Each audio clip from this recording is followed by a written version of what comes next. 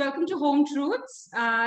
We were thinking about that we have to do something for June, like we end up doing every year. And we didn't get to do much anyway in the last 1 year. But the situation around us and the mounting amounts of waste that I couldn't turn a blind eye on. I was like, we have to do something, at least to talk online. I know people are not maybe in the frame of mind to talk so much online. There's a lot of Zoom fatigue also. But I felt it might be still ideal to start some sort of conversation at some level. And therefore, we have these 2 weekends of performances, conversations, workshops, all around various aspects of the same issue, how to make more sustainable choices for our lives and hopefully for the planet as well. Having said that, the session now is about food. And as I was saying, we had an earlier workshop with children about food as well. And food is something that I think is very dear to all of us. It always ends up on our table. It finds its way into our kitchens, into our fridges, our larders, our hearts. But often we forget where it comes from.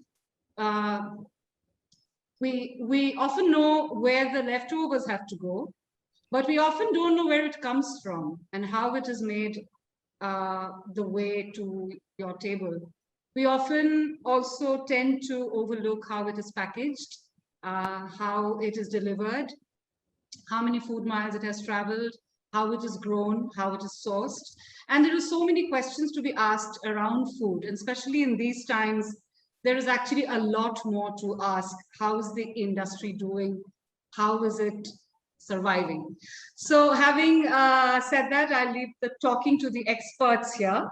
And we have 3 very cool people, friends, who are part of this talk today. I want to quickly introduce Eeshaan, who's been a friend for some time. And Eeshaan is from Delhi. He's a restaurateur who's been part of some of the award-winning restaurants around the country, and some of them are in Calcutta as well, like Pink's Cafe and Saz, and he's a trained chef with a background from the Oberois. That's where I met him, and he's a travel junkie, and of course, he's a man who loves his hats. He made sure that he had that going. Oruni, of course, he's a Probashi Bengali by blood. He used to make ads for a living. But right now he's given up all of that, as he said, and he's all here to cook and enthrall us. And he's been doing that wholeheartedly at Sienna. So Oruni, welcome. And thank you very much for being part of Sienna, because that makes my bond to Sienna even stronger. And of course, the woman behind it all, Shilogna or Shuli Ghosh, who founded Sienna Store and Cafe with the amazing Shanta Ghosh, and she is at present the creative head, and she manages everything along with Revant, her husband. And of course, she's most passionate about working with the crafts and with the artisans of Bengal. We clearly have a treasure there, and those who haven't visited Sienna, you must come down when it all opens up to check out what they have in the store. So Eeshaan, over to you. Thank you. Take it away. Thank you for, first of all, organizing it. I think it's been wonderful, and the entire subject is very, very relevant.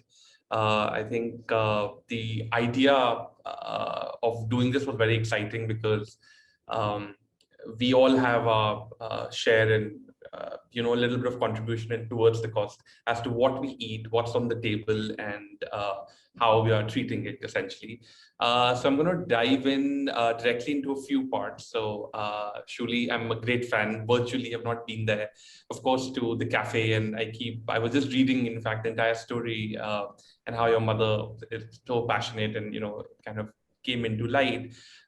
Just wanted to start the entire session by asking you about your journey and what is the vision, and how do you how have you been touching with the recent business that's been affected through the pandemic? So we can gradually break that down. So we actually started with a non-food business. We started with handmade ceramics that were made in Shantiniketan. My mother started this workshop several years ago. Truly sorry, your voice is really low. Do you want to just... I'll just hear me now? Little better. It's better. Little better. Sorry, I'll just start again. So Sienna actually started with handmade ceramics because my mother started this workshop in Shantiniketan more than 10 years ago. Right. Sienna was started a couple of years ago to kind of promote those crafts and continue the traditions of Bengali crafts, take them outside of Calcutta as well. And so it was always, sustainability in a sense was always in our core value. And we really wanted to bring the ceramics from Shantiniketan to Calcutta to kind of promote it and give it some exposure. And that led us to start a store and cafe in Hindustan Park, which is a beautiful old neighborhood in Calcutta with beautiful homes. And when we found this space that we really liked, we decided to start a very small cafe with it. Right. Supposed to just have tea and coffee and just homemade cakes and a very, very small menu that was curated by my mother, who we basically took her homemade recipes of salads and soups and things like that and just put it on the menu, thinking that it was just this place that people would stop over when they were shopping in the store. And that kind of took over. And now we're focusing more on our cafe business and our food business. And now that we've joined forces with Orani and a wonderful team, we're kind of we've shifted that sustainability ethos into this cafe side as well. Right. And of course, Orani, definitely brings in a great edge and has taken it forward. So I think the entire collaboration and when we were talking in the morning, the point that he mentioned, I think, is the most relevant part. That the vision, of course, is to unlearn and learn different ways and moving forward and grow. But I think the collaboration, what he was talking about, I think, is something that Orani, you must talk about here a little bit, because I think everybody should understand how it works, and that the smallest relationship between a vendor and a producer is so important in this case.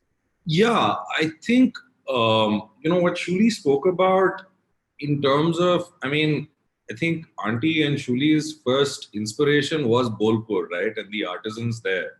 But it was a collaborative, association with the people making fabrics, people making terracotta. Somewhere, I think, when I came in, that same dimension got added on the food side. Right. And I think it's very important for us, in keeping cultures alive and keeping traditions alive, to also be in touch with, the people who are making them. Somewhere today, when we walk into a mall or, you spoke about Khan Market or these larger markets, there is this big disconnect between what one is purchasing or consuming, right, versus what the source is, what the story is, what the idea is, Right. And somewhere, something as simple as today, one of our most popular dishes is a pesto pasta, right? So most people do not understand that, growing Italian basil is a tough thing in India, especially in a humid climate like Bengal, right? Now, how do you replicate that flavor? How do you get that reference point? So every time I go to the Baja, I'm constantly talking, to the vendors, telling them, listen, I need this kind of a flavor. What can you suggest? And somehow right now we are making a basil pesto, especially through the summers, using Southeast Asian basil, which is easily available. Right. A local herb called radhuni, which is actually an Indian parsley, which is a very integral ingredient. The radhuni seed is a very integral ingredient in shukto. Right. Right. So ultimately, I think it's very important. Innovation, I think, plays a great point. I think even in the entire story of the journey with Sienna, I think innovation has been, I think, the spotlight. When I was reading through it, and I could realize that how different ideas were nurtured and taken forward. And also, actually, you mentioned in one of the interviews, print interviews, that you felt there was a need of innovation and, to push it further and make it adaptive. Otherwise, the business wouldn't, or the workshop wouldn't have survived. So I think that is completely similar to in terms of food, where I think, you definitely, I think the innovation factor is very challenging, very hard. So what are some of your, in terms of the customer or the behavior pattern of people coming in?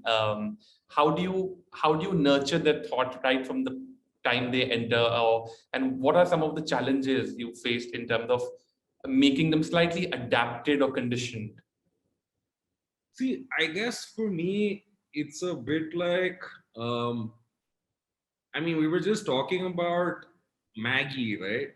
Right. Now, Maggie also, when I was growing up, and for a lot of children, it used to also be a vehicle to add vegetables and get people to eat it, right?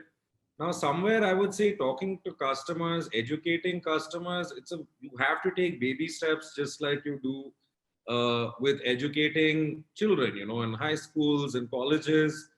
And the most important thing I think is you have to meet people halfway. Just because I want to be innovative, or the team wants to be innovative, or Shuli wants to tell us that we can't use certain ingredients. Like for example, suddenly last summer we decided that we wanted to stop using any product that was using palm oil, right? Okay, right. Now, how do you have a dessert menu without Nutella? It's a very tough one, right? But the point is, if you spend enough time in the kitchen, you find enough locally sourced chocolates, or find people who are making curvature the right way. And you put that thought and effort into the kitchen and take those baby steps. So the Sienna hot chocolate was also one of the most, and still is the most popular, beverage item that goes out. But nobody knows that we've changed the recipe over the last year. Right. And we're using a completely different product. But the point is that it's on to us to take on this responsibility and own us ourselves. Right. And now, of course, we talk about it, and it's almost like quite often, blind tastings, you are very pleasantly surprised. So, I go and tell customers, we've changed the recipe completely. We're using a completely different chocolate. Wow, right. That's amazing. That's take it positively, Right. Or for example, we used to have a really popular avocado and tortilla chip salad. Right. But, I wanted to take that next step, that tortilla chips are hard to make, and so you have to buy them, right? Found a way to, replace the tortilla chips with black rice and, regular bhutta that's been toasted. Now, somewhere that crunch, that corn flavor, it all just comes in. Right. The first time somebody's going to be hesitant, but we always tell people try it, Right. Then tell us. No, I think that's the most important part, that I think it can be a hit and a miss, of course. Even in, when we are trying to do things in Delhi, a few people are really, really adaptive, but a few are not. Sorry. But I think the main key is that, as you guys said, that, you guys train the teams, and, it starts from the point of view of the server coming in and, explaining why it's done in a certain way. So how often do you change the menu based on the season? And do you go to the markets yourself and with your team and select the produce? And of course, you were telling about how you're sourcing grains and rice grains, essentially, which is actually amazing because it's got so many different varieties. Yeah. So I'm in Calcutta, we call it the Baja. I'm at the Baja at least twice, if not thrice a week. Right. And in fact, right now with the pandemic, I do all the shopping because deliveries aren't coming into us. Right. So I have my fixed days. One day is dry stock, one day is fish and meat. And typically, someone or the other from the team, I insist they come along, not, as homework, but more as an educational experience, because beyond a point within a kitchen, there's not that much you can teach on the line, as they say. Right. No, I think, on the floor for them would be Very relevant. But tell me now, with obviously, for all of us, the entire matrix of, doing menus and all the formulas have completely changed because the entire pattern of dining and experiences and restaurants have changed and gone into a delivery model. So how did you adapt that? I mean, I would basically be touching about 2 points. One is, of course, the packaging part, which is so hard, and the more newer alternates are super expensive, like bamboo or banana fiber or other things. So how did you adapt food being more innovating and at the same time very exciting for people to order, and keeping the ethos of the restaurant together? I mean, for both of you, I think it would, I believe it would be very, very challenging. So Shuli, how did you go about changing that process? And I guess for a while this would be the business model for all of us. I think our first big challenge was that we had to switch over to delivery, which is something we didn't focus on before. Because our space and the aesthetic of the space is a huge part of Sienna.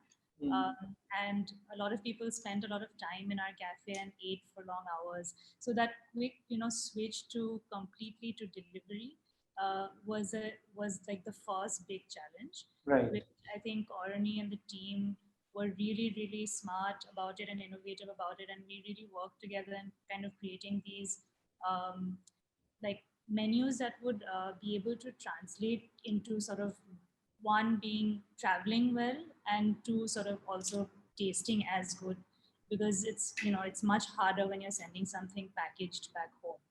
So I think those weekend specials, which have now become a regular thing at our cafe, are very interesting to people because they're also they're just there for the weekend, so they're really special, they're limited, and every week you get to try something new, which is I think always fun, right? I think most people get bored of the same regular menu, so I think that was a huge step. Can I ask you a very straightforward question, which we've been struggling? Have you increased the rates of your menu, because packaging kind of adds a 1.5 to 2.5x on the menu? It's a very candid question, but I think it's very relevant because I keep telling all the guests, and just taking an example, somebody was asking me for discount. Now, I'm very vocal about it, and I think I've put it out at various platforms that we're talking about sustainability, we're talking about good food, we're talking about innovative things, and in the pandemic. So there is, first of all, nothing called as a discount. In fact, you should be giving a bonus,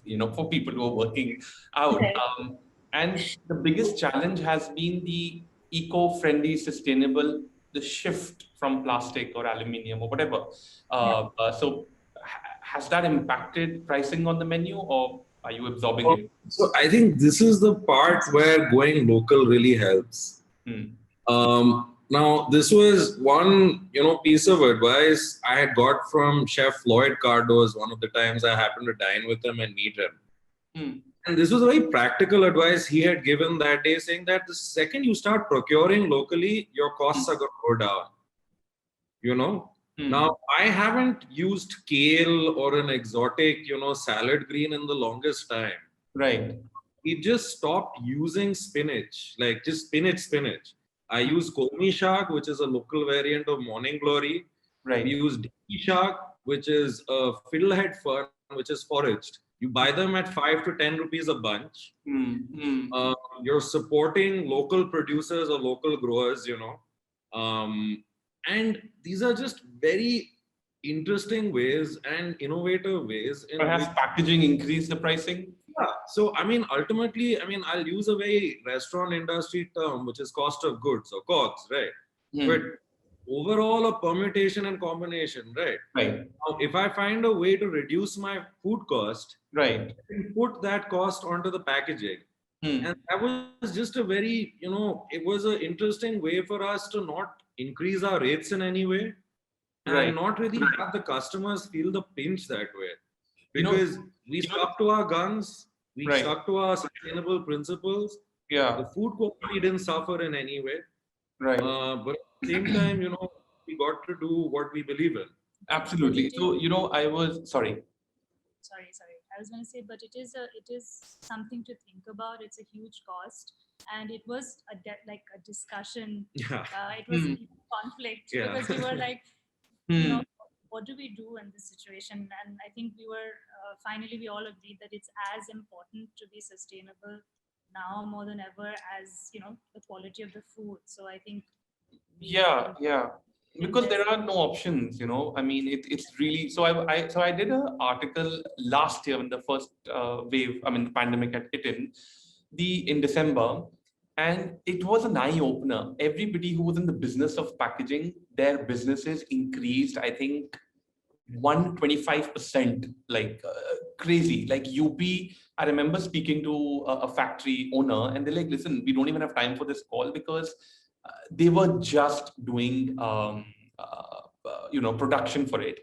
And a simple question of mine, like, is this sustainable? He's like, are you crazy? Like, what are you even talking? Because right now we are here to make millions of rupees, obviously, which is, because the entire country is going into a delivery mode. So imagine the amount of production which has been happening.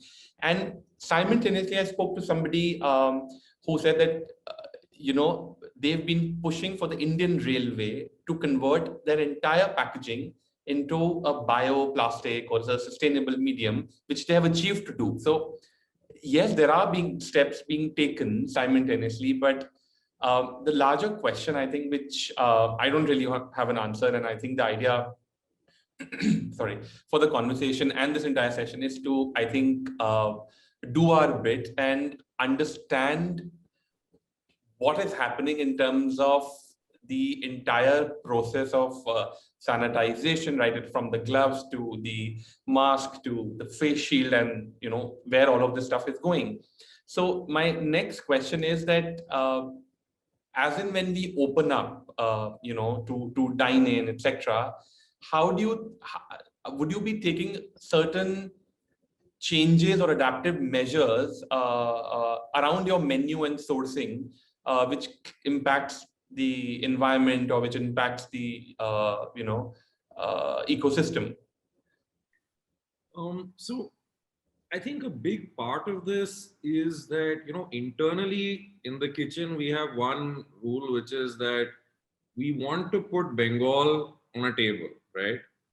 And that has always been one goal. I mean, that was one of the big reasons, Shuli and Revan kind of talked to me about coming in, because they wanted to find a bridge between the food we were serving and, the ethos of the fact that Sienna is homegrown. Right. And to me, we have targets where with every month and with every new menu, I give the team itself challenges saying that, okay, right now, 50% of our larder has to come from Calcutta and nearby, right? Right. And I think with every year and with every menu, this is going to be a long journey. I don't think it can happen overnight. But it's very important that bit by bit, we just start cutting down what is being shipped, what is being thrown down. At one point, we used to buy ricotta. Now we make our own ricotta. If I said that, Italian basil was something we replaced, I'm hoping someday I can find a replacement of Parmesan cheese as well. Right. Like in Delhi, a lot of restaurants which opened up after the pandemic, changed the entire way you were dining into a restaurant, where everything was disposable, from the dinner mat to cutlery to napkins. So the amount of garbage which was only coming out, like the drums and the big, garbage packet, was unbelievable, because because of the hypochondria or a sensitivity, people were using obviously more napkins and more cutlery, etc. So did you guys also do a change in terms of the service of dining, or you kind of kept the way it was? So, as much as we use disposables, I think everything was with a conscious effort. Can it be recycled? Can it be reused? Can it be upcycled? We use glass bottles for a lot of things. Our customers actually send it back to us and say that, we sanitize them, you can reuse them again. We use a lot of, instead of using carry bags, we use gamcha bags for a lot of things, So people can again use that same bag for something else at home, and these are very traditional thought I mean, practices which my own Didu taught me. You know, the fact that, you know, no plastic bottle or glass bottle, even a Kisan jam jar was never Right. thrown away. Yeah, It was turned absolutely. into Repurposed and yeah.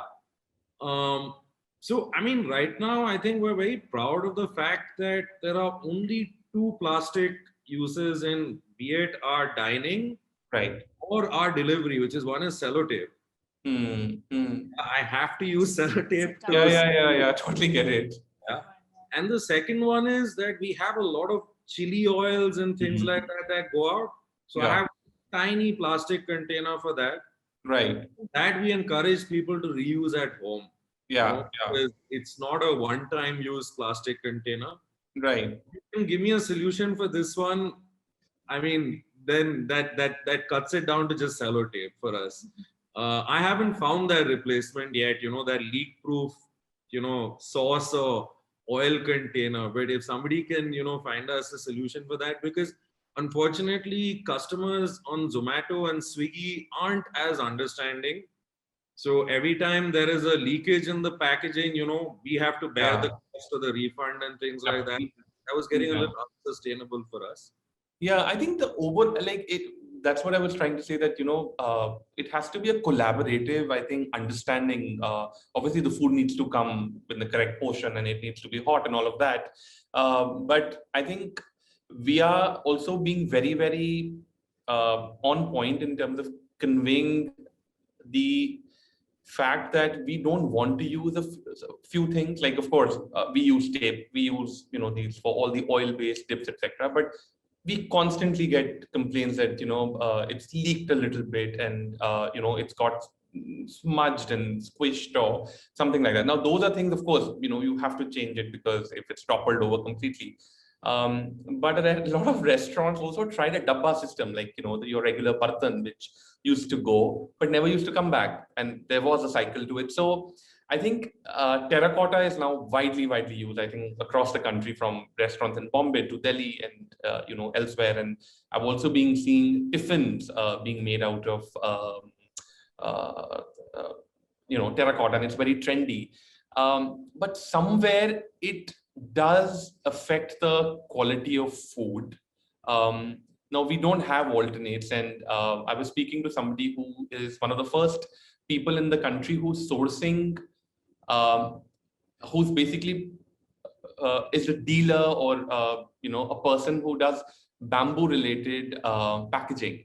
Now, I was very excited about the entire process, but when I realized that it's actually being shipped from, you know, place, and bamboo itself is really, really, you know, when you go into the details, you're horrified what is happening. So so I think there is no body, or there is no regulation, of course, you know, in the country, which measures that, you know, what is the level of plastic allowed, or what is biodegradable, etc. And I think it will take a long time, you know, for it to obviously be achieved. But I think in the meanwhile, all the restaurants, whether they are delivering through different portals like Zomato, Swiggy, Dunzo, whatever, I think there definitely needs to be a way where I think sustainability, or maybe more eco-friendly option, should be a guideline, you know, that you can't do it. But again, cost is one of the biggest factors. My last point essentially is a larger, broader point, which talks about you know, how the entire industry is kind of hit, and what we were talking initially before the call.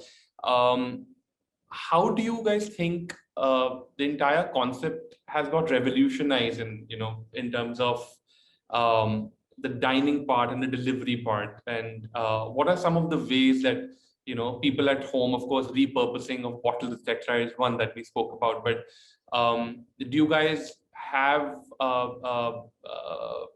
research or small units which are kind of working on alternate materials for packaging? Like, we keep looking out for, there's something called as a poly cotton, which is kind of very trendy right now, where all the sabzi bags are being made of it, and it's kind of cotton, and, you know, there's not much research on it. So are you guys working on anything which is off the radar and not being used, but you guys want to develop it?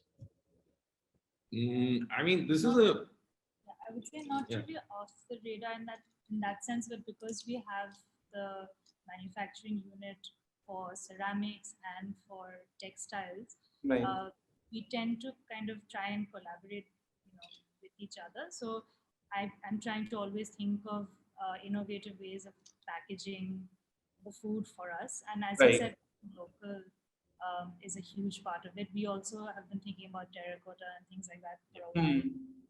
Even just because we sell ceramics, it would be lovely to kind of make it a part of the food, as like a package. But again, the cost aspect becomes a huge issue. So that's one thing that we and I think it's also important to understand that for us, like, we're not a massive F&B company, and I think that's a big part of our identity. We didn't research sustainable packaging material because the pandemic happened. For us, this was a practice from day one. Actually, the bigger ones don't do it, surprisingly. I mean, a lot of them. I mean, they probably may do one little thing which is sustainable, but the rest of it is all laminated and, those machine-sealed plastic things. So, I mean, it all comes down to the commercials of it, which kind of kills and demotivates everybody that the sales will not happen.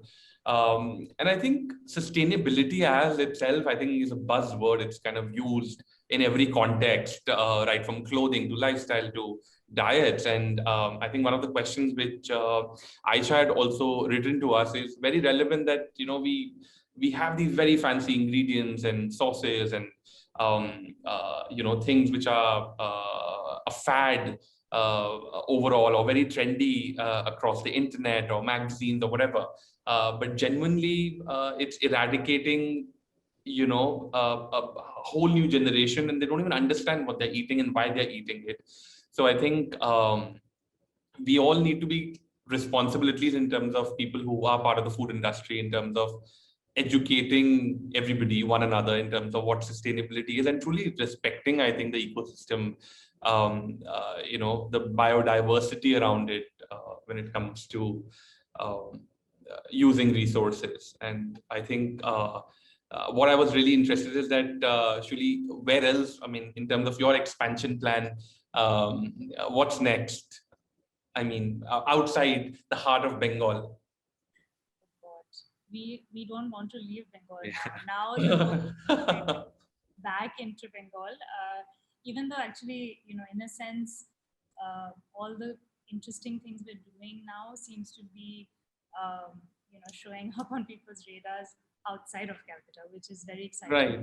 Because we also want to collaborate with people from outside and want to bring them into Calcutta, because the general trend is that everyone is leaving and there's very few opportunities here. So the point is to kind of create that that scene here. So I mean, it'll be very nice to have one in Delhi, then Bombay, and maybe then abroad. These are things, ideas that come up, but I'll tell you one thing. You cannot recreate what is Sienna in any other country. No, I realize, because it's such a rich, untapped, like, we don't hear about it, and it's wonderful to see, your Instagram and the visibility on it, that you guys are really doing amazing, work together. And the food, as I said, looks appetizing, and that's what a lot of these fads, which kind of take you away from food, directly affect your food cost or your revenues. But I think your food really looks decadent, and you don't miss any of those fancy ingredients. I think that's, I guess. Portrait mode. I promise I'm going to extend 2 days extra, just to, I think, one day to spend with him in the bazaar, and the other just exploring the food there. I think it's kind of really interesting. I'm just going to go back to the question that Aisha had sent, so that I'm not missing anything. So basically, Aisha Mozumdar had asked us that, there are big fads about having with different diets, like keto diet. Even I tried it, I must confess. A bullet coffee, with coconut and coffee, and the green tea, dark chocolate, quinoa smoothie, then what Chef was saying, kale and other stuff. I think we genuinely, I think, don't focus in, when I say we, in a larger audience in terms of catering and other restaurant, on the basic things like fats and grains and starch, which, the land is rich and abundant. I think, so this entire marketing exercise, I think, is also quite a layered illusion, where we want to eat a kale salad, or I want to eat a pickled ginger and sushi and the entire aspect. But I think clearly, slow and steadily, we are moving slightly away from it. And I think places like Sienna are truly being authentic to the roots and bringing it back. Are you guys, do you guys have a book, or like, and I'm just trying to understand that what are the different tools that could help spread visibility on the fact, or people could use recipes, etc. Look, I think, let me start by saying that Didu or mom knows best. Because, I mean, if you want to make good and wholesome food, like all these fads that are coming out in the West, even like what turmeric latte is. I mean, my grandmom and mom used to force me to drink, turmeric milk very long ago, way before turmeric latte existed. Right. Yeah. I mean, this concept of foraging. Right. I mean, or no wastage, zero waste. Right. These are all things that were, I mean, are a big part of our culture already, Yeah. And it's especially a big part of Bengali culture still. I mean, so many times people say, me included, that, the region is stuck in time, there's inertia, yada, yada, yada. But there are certain things where, they will be truisms, there will always be universal truths. Right. And ultimately, there's no fad that can get in the way. I mean, we talk about quinoa, but then India has had so many varieties of millets for the longest time. Right, right. And somehow there is also a very westernized, they make a lot of Indian ingredients seem bad. Now, yes, if you eat everything deep fried in ghee, it is going to be bad for you. You overeat, it is going to be bad for you. Of course. But you use ghee in the right way, which is again how Didu or mom used it, which is that. I mean, just adding to this, like the other day I'd gone to my grocery guy and a vegetable guy. He didn't have amla. He said, "Ki sab amla kharid rahe hain abhi," So I think it's also that entire cycle of immunity and ingredients around it, like how like right from haldi to aloe vera. Like the nursery does not have any more aloe vera plants. Everybody's bought it. To eat and do a different thing. And Delhi obviously works in a very different way.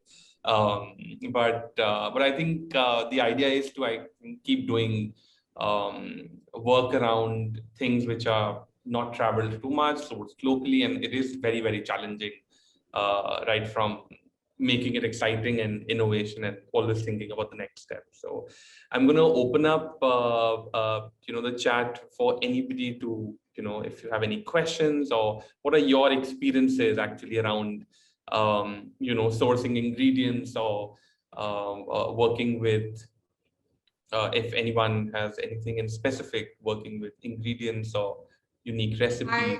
I had a question to the team, of course.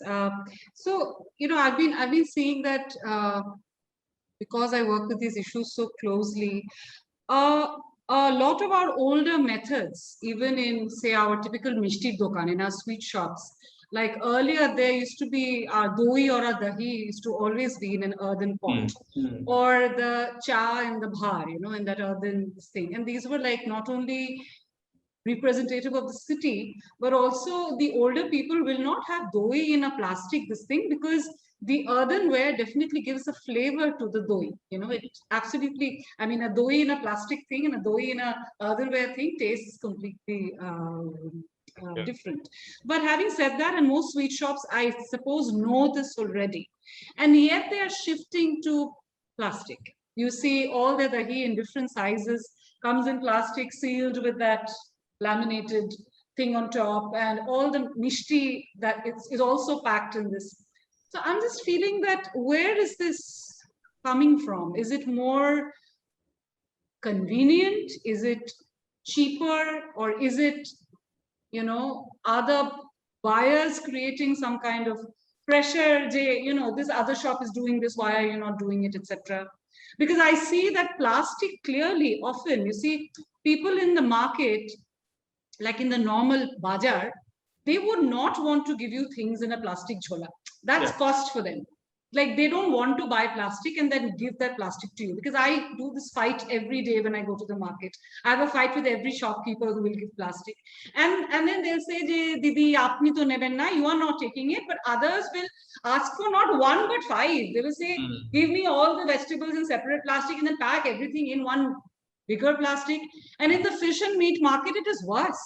Because everybody wants layers and layers and layers of plastic. So I'm just saying that, is the audience, as in the buyer, the consumer, are they changing the way things are happening? Or is this more cost driven? Because I don't know if a matir bhar is more expensive now than a plastic thingy. I'm not sure about how the cost thing works, but this is a question I've had. I mean, it works both ways. Extending some of the examples you're talking about. Nowadays, even puchka shops don't have shalpata bowls anymore. Yeah. And I've asked quite often why. But the truth is that buying a plastic bowl in that stack is way cheaper than buying something that's handmade. It's handmade, it needs more labor. Also now acquiring shalpata, which is of a certain strength and made the right way, it just costs more. I mean, we use shalpata for our sauces and dips at the cafe, but it's expensive. I don't remember the exact rate, but I know for a fact that if we switch to a plastic sauce container, it's going to cost us half of that. Right. Second part of it is convenience. Now, yes, a matir bhar does cost more, but a Zomato rider can't carry a mishti doi in a matir bhar. It's going to break. We tried really hard. I mean, last year we did a collaboration with the guys at Bong Eats, right? And we wanted to home deliver bhog to everybody. And the first thing we said is, of course, we'll use bhar, But then we realized we're stacking up, 20, 30 meals for going from South Calcutta all the way to, the suburbs. Yeah. It's going to be impossible for us to get the food there in a bhar. So of course we found other, sustainable alternatives, but it's just that a lot of the traditional, utensils or a lot of the traditional ways of, packaging, they're just becoming irrelevant to the market and the economy, and how it's growing. And it's really unfortunate, but I mean, ultimately today, unless you're a business who can afford these things and also has the wherewithal to innovate and think of these things, I wouldn't blame that Mishti Dokan, because people aren't allowed to come to the Mishti Dokan anymore. And, the only way they can get sale is through a Zomato or a Swiggy. And thus, this large corporation is dictating the way they are packaging a lot of their things, because if that bhar breaks, that's 100% refund back to the customer and money out of your pocket. I mean, not everybody has been to, a good culinary school. Not everybody has been to a good business school. So for them, it just becomes, okay, let me do this. I don't have any other choice. I don't have an alternative. Actually, the problem also remains that plastic in the way that it is used is really banned. If you actually check out the closed loop rules in plastic, those laws are there. Because I work in waste and e-waste. Sure. And just like in e-waste, plastic has all the rules in place. Sure.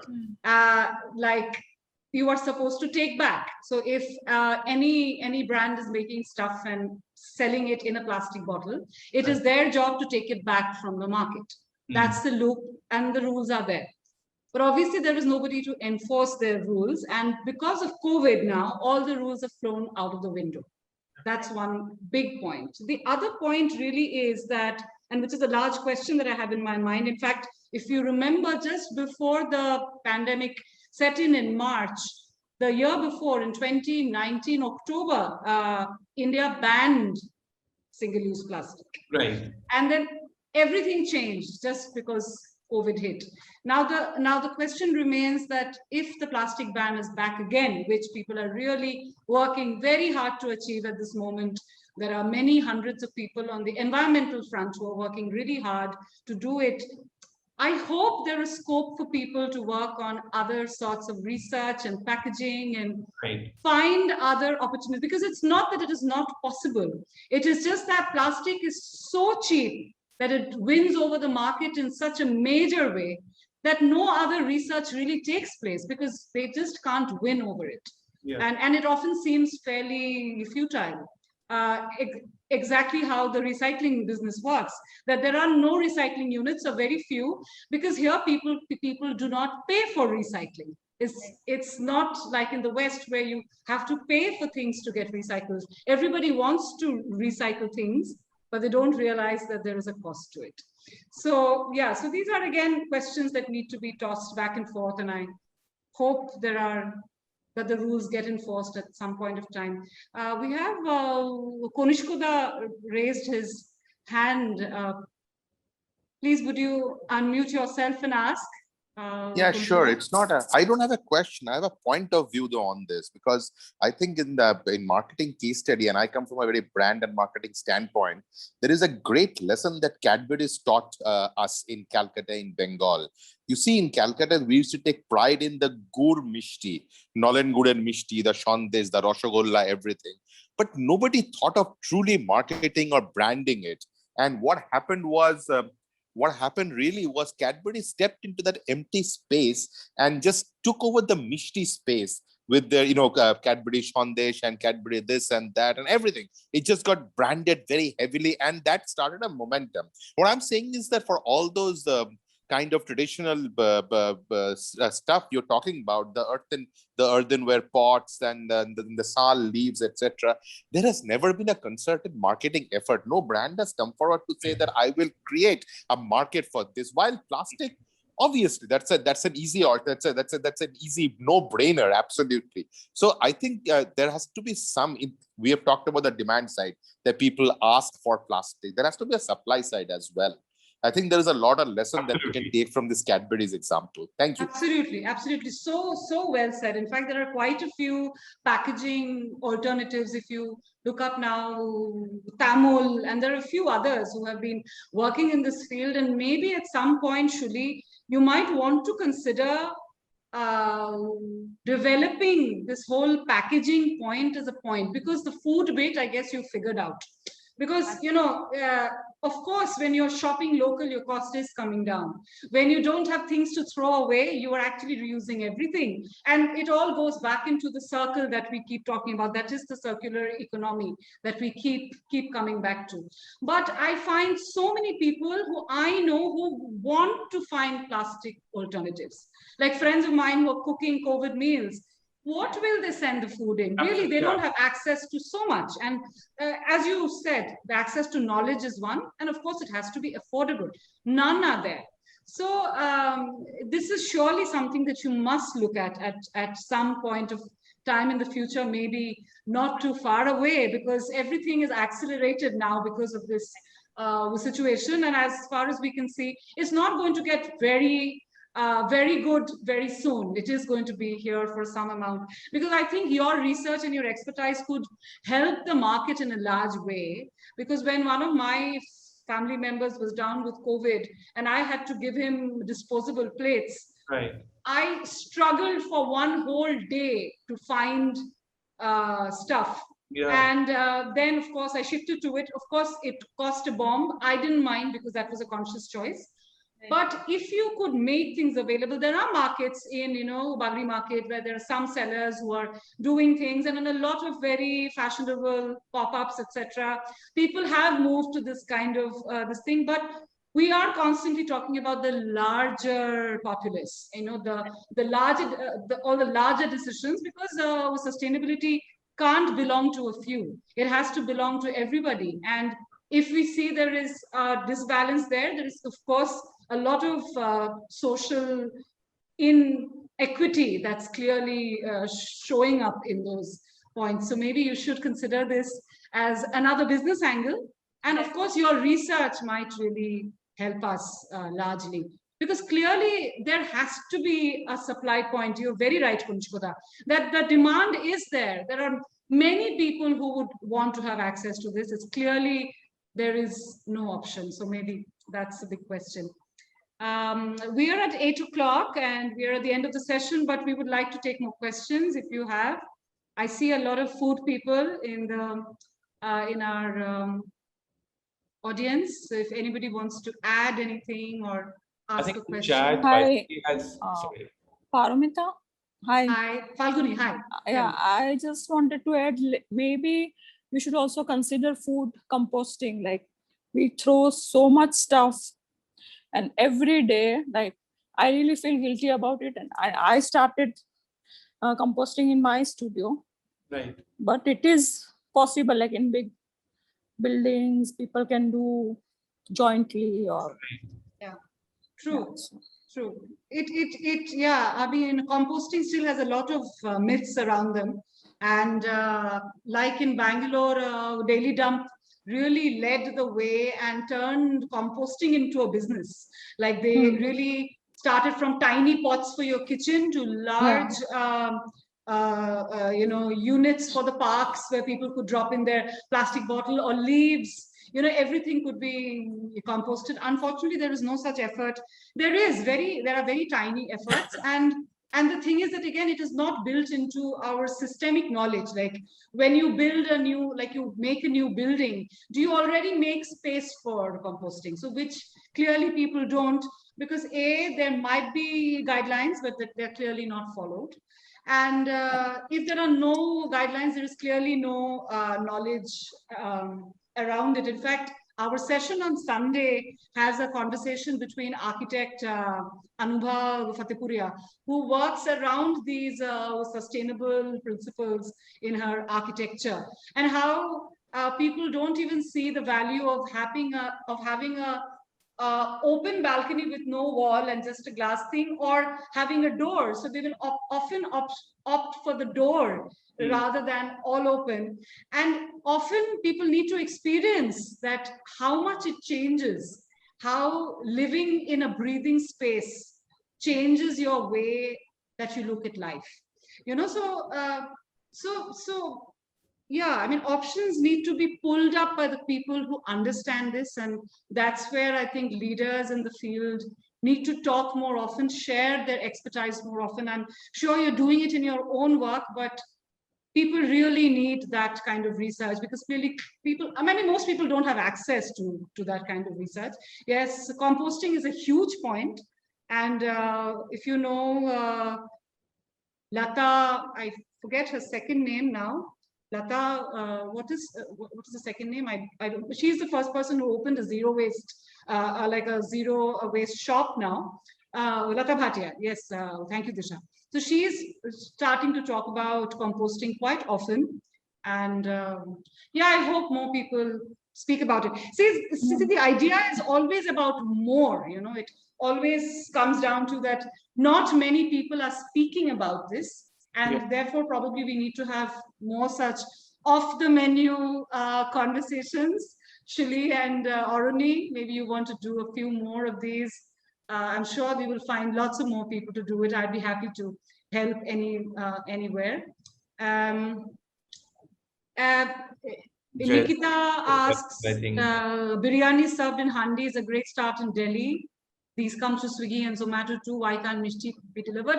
They can be delivered. And my question is that this plastic shift in Mishti is not a pandemic thing. It's been there for the last at least 5 years. Like our typical Para Mishti Dokan, like an Annapurna or a VIP Sweets near Salt Lake, they have shifted to plastic bars. And I was like, are you guys crazy? Na didi loke eta chai. People want it. And that's something that I keep hearing everywhere, that people want things in plastic. I don't know how much of that is true, or maybe it is. And then how do we change that? How do we change how the audience is thinking is a huge problem. I mean, after all, a talk like this will not have more than 15 to 30 people. So how do we make this accessible to more and more people is a question that we need to keep thinking about. All the foodies in the audience, yeah, please add your comments or anything. You can also, Ipshita, do you have a question? Ritik writes in Calcutta, Loki ki bolve and Loki ki chai is quintessential. It is. Is that a pressure you have ever felt, Shuli and Orumi?